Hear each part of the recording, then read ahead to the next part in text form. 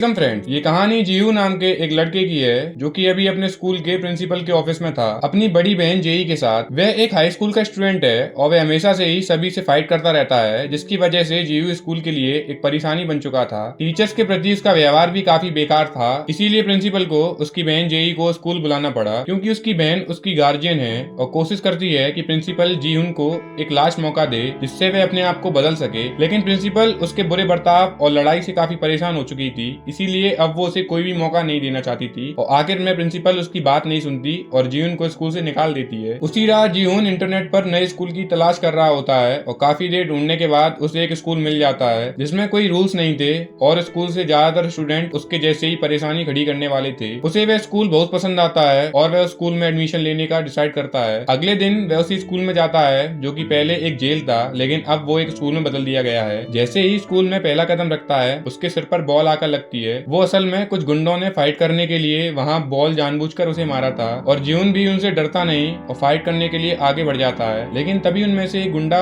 उसके पास आता है और उसके सामने झुककर बॉल मारने के लिए माफी मांगता है और वहाँ से निकल जाता है। ये देखकर जीवन काफी कंफ्यूज हो जाता है क्योंकि उसे लग रहा था कि वह उसके साथ फाइट करने वाला है, पर वह सभी तो उससे माफी मांगकर निकल गए। इसके बाद वह स्कूल के टीचर के पास जाता है जहाँ पर स्कूल के टीचर नॉर्मल टीचर से काफी अलग थे। उसे उस स्कूल की ये चीज काफी पसंद आती है कि उस स्कूल में ज्वाइन करने के लिए कोई बहुत मुश्किल रूल्स नहीं है। अगर किसी को भी स्कूल में एडमिशन लेना है तो उस स्टूडेंट के सिर्फ फाइट में अच्छा होना चाहिए और जीवन तो फाइटिंग में काफी अच्छा ही था, इसलिए उसे तुरंत ही स्कूल में एडमिशन मिल जाता है। अब वह अपनी क्लास ढूंढने लगता है पर उसे पता ही नहीं था कि उसकी क्लास कहाँ है, इसलिए वो एक स्टूडेंट चांग सिक से पूछता है कि उसकी क्लास कहाँ है। चांग सिक काफी छोटा और पतला था, इसीलिए जीवन को लगता है कि वह तो काफी कमजोर होगा, लेकिन असल में वो स्कूल का सबसे स्ट्रॉन्ग स्टूडेंट में से एक था। फिर वह भी अपनी क्लास में पहुंच जाता है और सबसे स्ट्रॉन्ग स्टूडेंट को फाइट करने के लिए चैलेंज करने के लिए तैयार था। लेकिन तभी डंगसिक नाम का एक स्टूडेंट नून को बताता है कि स्टूडेंट कभी भी आपस में फाइट नहीं कर सकते, इसी वजह से जिन्होंने उसे बॉल मारी थी उन्होंने फाइट नहीं की और सॉरी बोलकर वहाँ से निकल गए। पर जून उन रूल्स को कोई ज्यादा सीरियस नहीं लेता।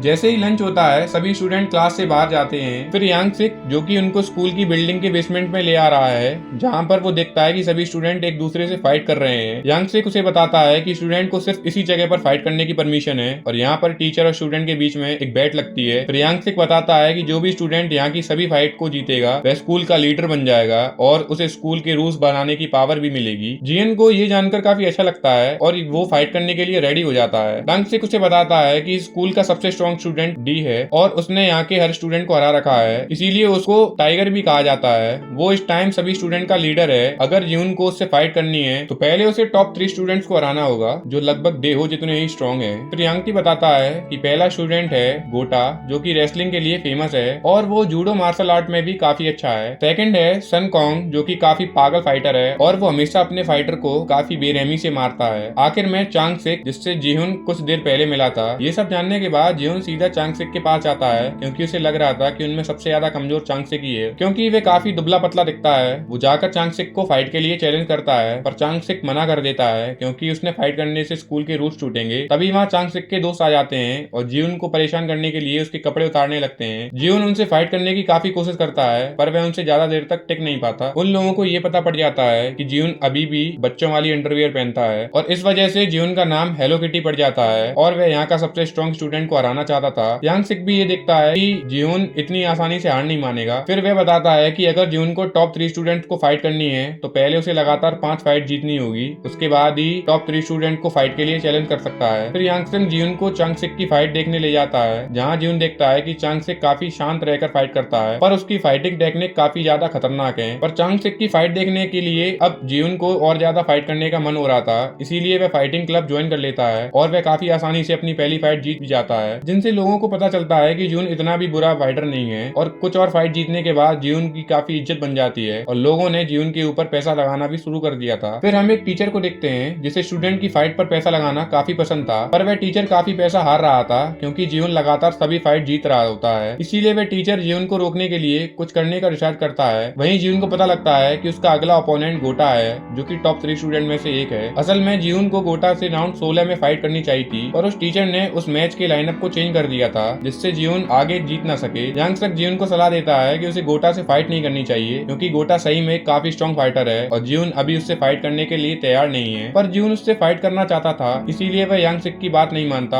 और फिर गोटा से फाइट फाइट करने के लिए वे आ जाता है। शुरुआत में तो जियून को फाइट करने में काफी मुश्किल हो रही थी क्योंकि गोटा काफी स्ट्रॉन्ग था। वह आसानी से जियून को जमीन पर भी गिरा दे रहा था, पर फिर वो अपनी टी शर्ट उतार देता है जिससे अब आसानी से मूव कर पा रहा था। और गोटा को भी जियून को पकड़ने में काफी मुश्किलें हो रही थी, जिससे अब गोटा जियून को फेंक नहीं पा रहा था। अब जियून को अपनी पूरी पावर का यूज गोटा को हराने में करता और काफी स्ट्रॉन्ग अटैक करता। गोटा को हराने में वह कामयाब भी रहता है और इसी के साथ उसने स्कूल के टॉप 3 स्टूडेंट में से एक स्टूडेंट को हरा दिया था। सभी लोग उसके लिए चेस कर रहे थे और अब तो वो उसके क्लासमेट में भी इज्जत मिलने लगी थी। तभी वह पागल फाइटर सान कोंग जिन की क्लास में आता है और उसे फाइट करने के लिए चैलेंज करता है। जिन फाइट करने के लिए मान भी गया था, लेकिन फिर हम देखते हैं कि वे पागल फाइटर तो काफी ज्यादा स्ट्रॉन्ग है और जिनका वो हर अटैक सह लेता है और जिन के हर अटैक के बाद वह वापस से खड़ा भी हो जा रहा था। जैसे ही जिन थकने लगता है तभी सान कोंग जिन पर अटैक करना शुरू करता है, जिससे हमें पता लगता है कि उसका प्लान ही यही है कि पहले पिटना और जिन को थकने के बाद अटैक करना। लेकिन तभी सान कोंग का फेवरेट खिलौना खो जाता है। इसकी वजह से उसका ध्यान भटक जाता है और इसी मौके का फायदा उठाकर जिन सान कोंग पर अटैक करता है। वो फाइट जीत जाता है और उसके फाइट के तुरंत बाद ही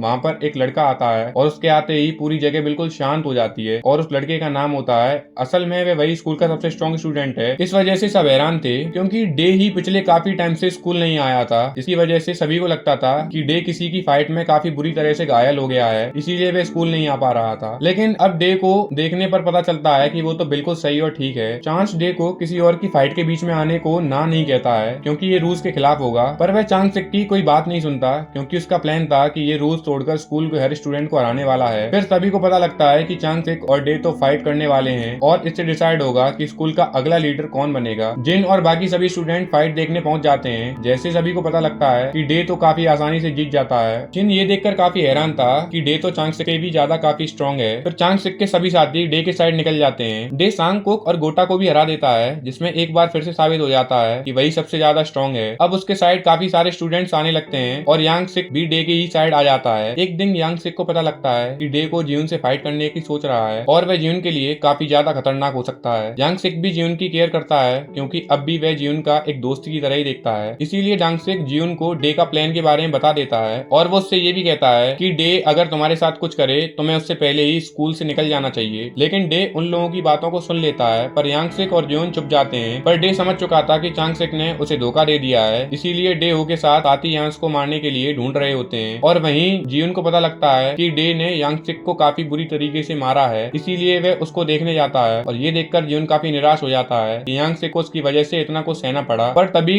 डे वो जिनसे फाइट के लिए चैलेंज करता है। इसके बाद जियोन वापस घर आ जाता है और देखता है कि उसकी सिस्टर काफी निराश बैठी है। हमें पता लगता है कि जियोन और जी इस दुनिया में अकेले हैं क्योंकि उनके पेरेंट्स बचपन में ही मर गए थे। अपनी सिस्टर से काफी इमोशनल बातें करने के बाद जियोन को डे को हराने के लिए मोटिवेशन मिलती है और अब वह डे को हराकर यांगसेक का बदला लेने के लिए तैयार था। फिर जियोन डे के पास जाता है, उसका चैलेंज एक्सेप्ट करता है, लेकिन उसे पता लगता है कि उसे डे से फाइट करने से पहले उसके साथियों से फाइट करना होगा। जियोन उन सभी से अकेले फाइट करने लगता है, पर वह सभी काफी सारे थे, इसकी वजह से वह ज्यादा देर तक उनके सामने टिक नहीं पा रहा था। पर तभी चांगसेक वहाँ आ जाता है और उसके साथ गोटा और सान कोंग भी। असल में वो भी जियोन की मदद करने के लिए आए थे। अब वे तीनों डे हो के साथियों के साथ फाइट करने लगते हैं और जियोन और डे हो किसी दूसरी जगह फाइट करते हैं। उन दोनों की लड़ाई काफी खतरनाक होती है और एक दूसरे पर काफी स्ट्रॉन्ग अटैक कर रहे होते हैं, लेकिन इन सब के आखिर में जियोन की जीत होती है और वह स्कूल का नया लीडर बन चुका है। अब वो स्कूल में कोई भी रूल्स बना सकता था और कोई भी रूल को बदल सकता था। फिर जियोन स्टूडेंट्स को अंडरग्राउंड फाइट करने की परमिशन देता है, जो कि डे हो ने खत्म कर दी थी। मूवी के आखिर में हम देखते हैं कि जियोन चांगसेक से फाइट करने के लिए तैयार था, पर हमें ये नहीं पता चलता कि उन दोनों में से जीत किसकी हुई थी। इसी के साथ मूवी एंड हो जाती है। दोस्तों, अगर ये अतरंगी मूवी आपको पसंद आई हो तो एक लाइक और सब्सक्राइब जरूर ठोक कर जाएं। Thank you guys.